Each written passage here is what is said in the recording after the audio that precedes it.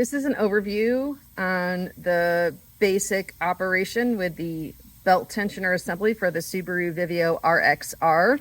Both the top and the bottom here function the same way. The top one in this design is smooth to accept the smooth side of one of the belts, and then the bottom one is ribbed to accept the rib side of the other belt. What you want to do is you want to loosen this nut right here. So it's on this front side here, and then on this one, it's on the back.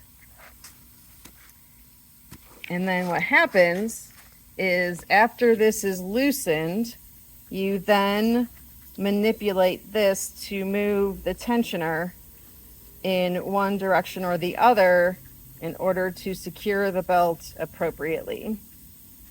This functions the same way for both of these, just a slightly different design. You'll see this one has a spring, but the function is still the same.